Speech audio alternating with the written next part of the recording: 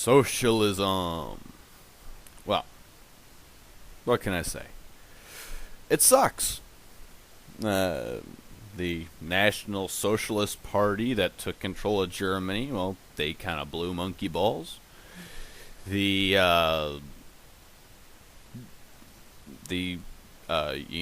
USSR, well, they sucked. Essentially, anytime socialism rears its ugly head, shit goes downhill. Why is this? Well, simply put, socialism needs a slave class. Anyone who has had to deal with a socialistic society, or even within a group of people, you will realize very quickly that a small group of people will essentially attempt to delegate to everybody else.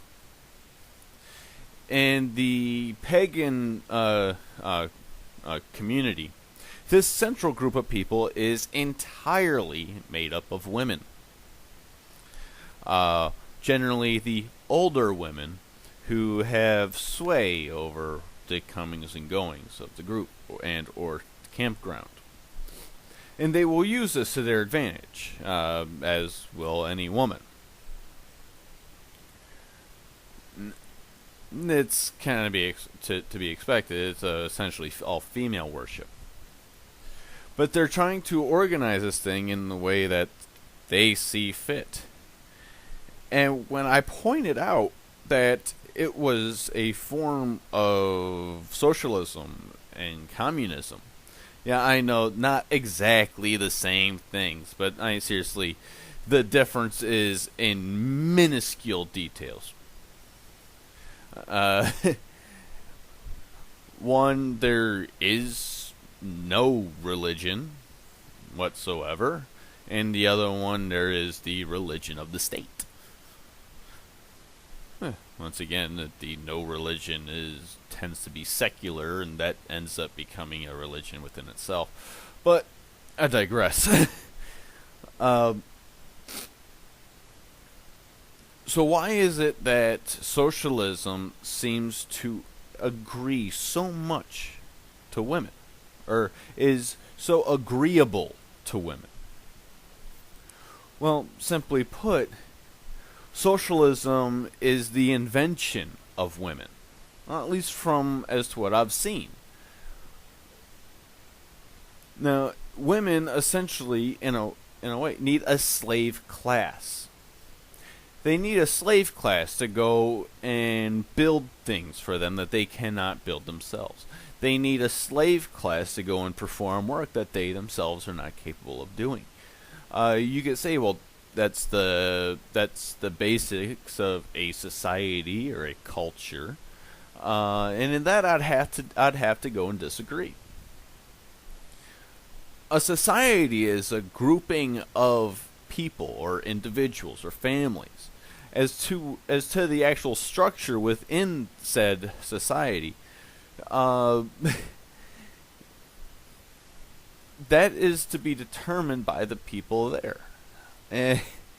It's not so much that society demands this, is that a culture and society springs from it. You can say, oh, if that's your argument, then all forms of culture and all societies throughout human history have been socialist. In a way, yeah. Because in just about every form of government we've had, including the pure democracies, there's essentially always been a ruling class and a slave class, a servile class. Most commonly, though, throughout history, it has been that the female of the species has been amongst the ruling class, or ruling parties, ruling gender, however you want to go and look at it. Socialism fits for them because it means they don't have to work.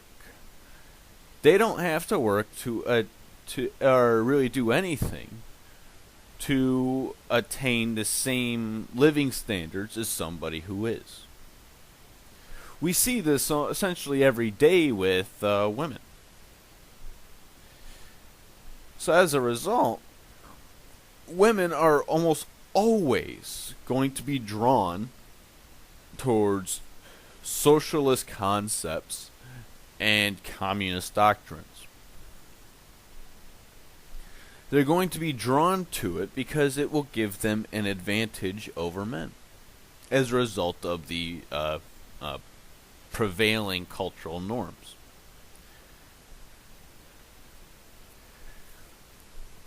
What I find interesting, though, and why I say as a species we are moving towards a more socialist existence, is a result of robotics.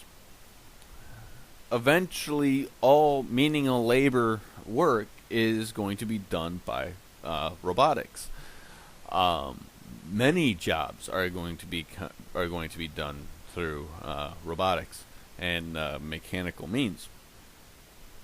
So where does that leave a huge chunk of the population that relies on this type of work to earn a living? Since the vast majority of employment and work on this planet involves manual labor, if we replace that with machines and have machines as our slave class, that is essentially the only way socialism can actually work. Because if you do that, you are not oppressing anybody. But in order for that to be the case, we would essentially have to become a leisure species, as a result of having this slave class being mechanical. Women don't really seem to care if the slave class is men, children, or machines, as long as there is a slave class that is there to provide for them. It's this common thread that at least from my perspective, it seems to run through all through the minds and the psyches of every woman on the planet. Well, at least just about every woman I've ever met. I also find it interesting that a lot of these people that promote Marxism forget the fact that, one, Karl Marx did not pay his housekeeper. Two, he knocked her up, which by today's standards would be rape because he was her employer, therefore he holds power over her, therefore any interaction whatsoever is now rape. And knocked her up, and instead of being the father of communism, in order to support everybody on somebody else's dime, he kicked her out of his house and put her on the street so he wouldn't have to deal with her. These women who end up going to college and going to women's studies and political sciences, all the soft crap, they know of Karl Marx. They ignore this aspect of him because it's not convenient. I've even had them come out and say that well, I don't really pay all that much attention to that. You got to look at the time span and yada yada.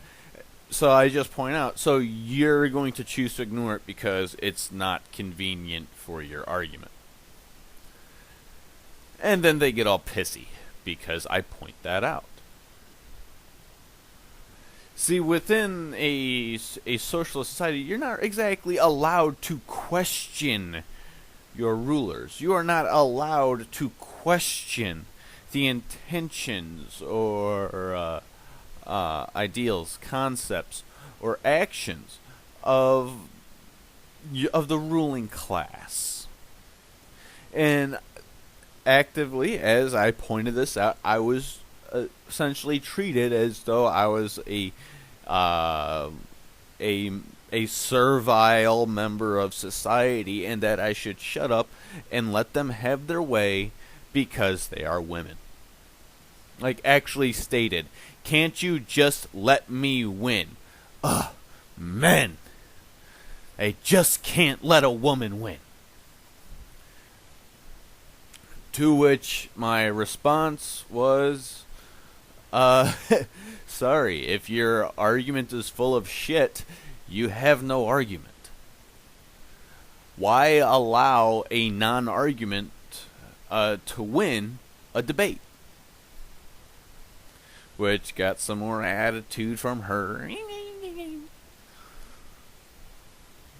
Well, you're just gonna be alone for your for your entire life. In which case I come back. Most likely not. Why? Well, I'm definitely not a 10, but I'm definitely above a 5, and the highest you could ever rank is a 3. I automatically have more options than you do just based on that. 1. 2, I'm healthy. I'm at a healthy weight. And BMI doesn't mean a damn thing. I'm at a healthy weight. I have a healthy mind. I don't have a whole bunch of health problems like you do. I'm not going to need a bunch of other people to go and pay my medical bills like you are going to have. You are obese. You've been obese your entire life. You are going to have some serious health problems, and there's no way in hell you are ever going to be able to afford any form of health care as a result of Obamacare, which you supported. And you're like, well, what do you mean by that? Well, if we were to go by my family, my aunt is well over the age of 96 and still doesn't need any help with anything. The vast majority of deaths in my family have not been from, directly from illness. There's been illness involved, and then doctors come in, and then my family members ended up dying as a result of the medication the doctors were shoving down their throats.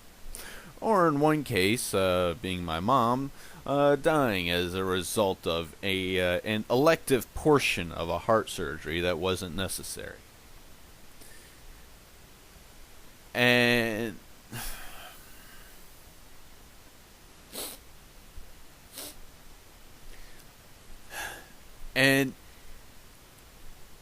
right now they are even declaring obesity as a leading cause of cancer. You are a giant hog beast. I am not.